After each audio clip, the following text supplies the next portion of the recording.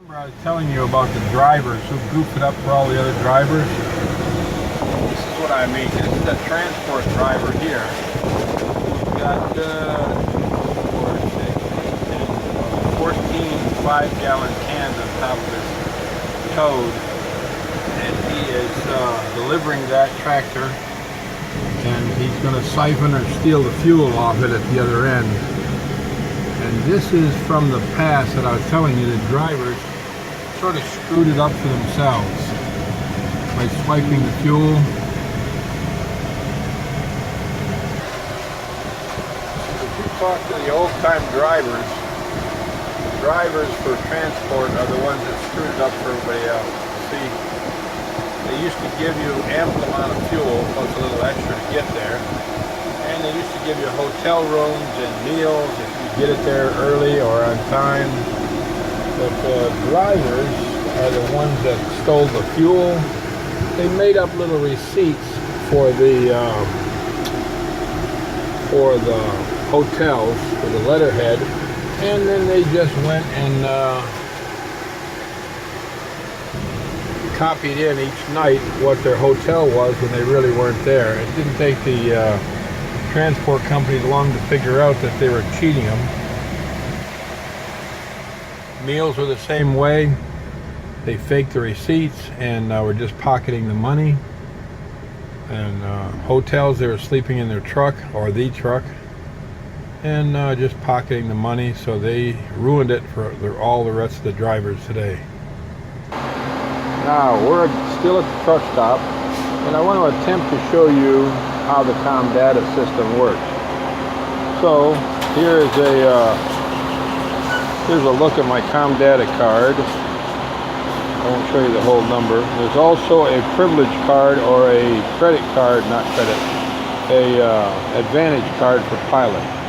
So I'm going to slide my Comdara card in there. Pardon me if it's a little rough. I'm trying to do this all left-handed. And it says, wait one moment. All right. It says, show me your rewards card. So I'm going to slide that in there. It's my pilot rewards card. Now it asks you a bunch of stupid questions. My unit number, it wants that. I'm going to put that in there. Okay. And it's going to ask me, wait one moment. Next product is tractor fuel. I'm going to push tractor. DEF, do we want DEF? No. Skip, we're good with diesel emissions fuel. Wait one moment.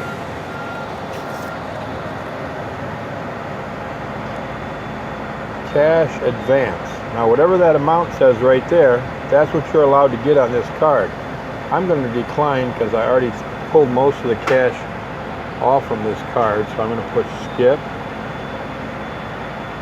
Now this is just a debit card, but they ask you more stupid questions than you can possibly answer. Additional products are trying to sell you something. I'm going to push no. One moment please. You may be able for fuel and go. Please read the message after fueling. We're going to push continue. And you're ready to fuel. It says remove nozzle to fuel truck diesel. Now it looked like I had $300 and some on there, so this will keep track of it, and you cannot get any more money than's on that Comdara. They stop at $1 or so short, but it'll keep track of it. But if I wanted to get all of that $300 or even $1,000 worth of fuel on this commercial debit card, it would allow you to do that. That's one of the advantages. Comdara doesn't really work as well as some of the other cards, but this is where a lot of the companies deal with it. I have 3 of them, 3 different companies. None of them will exchange cards with another company. If you lose one, you call it in, they give you a new one. They're a dime a dozen. It's got a 22-gallon tank on this one, which is kind of a pain because the it had a 50-gallon tank, you could run halfway across the country if you can. But it gives you a reason to stop and take a pee and have something to eat and truck on. Oh, see, that only took 19 gallons. I was close to being out at 22 gallons. Now, I've completed fueling and I'm back in the van, RV, and you can see there's nobody in front of me. This is a big problem in the truck stops. Try to pick a fuel bay that doesn't have anybody in front of the fuel pumps or anybody in the fuel pumps that you have to wait for. I seriously have had them park their truck either in the fuel bay or out here where you pull ahead after fueling and go take a shower so that you're trapped between the truck behind you that's pissed off at you and the idiot that left his truck parked right here in the bay and went to take a shower.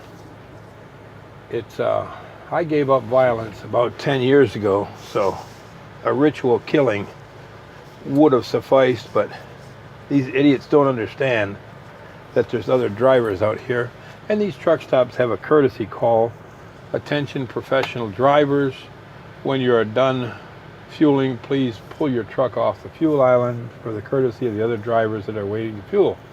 I rewrote that and said, could you, if you did not pull your daggum truck off the fuel bay after fueling, no problem, please call Bubba's Towing and Salvage. And I figured that should bring them a running. So you're going to try to find a bay that's open on the far side, and there's usually nobody waiting in the fuel bay, but they always are. But they look like they're ready to get done and move, and hope they do it in a timely fashion. I've waited there before more than an hour and a half for some idiot to finish fueling, and it can happen.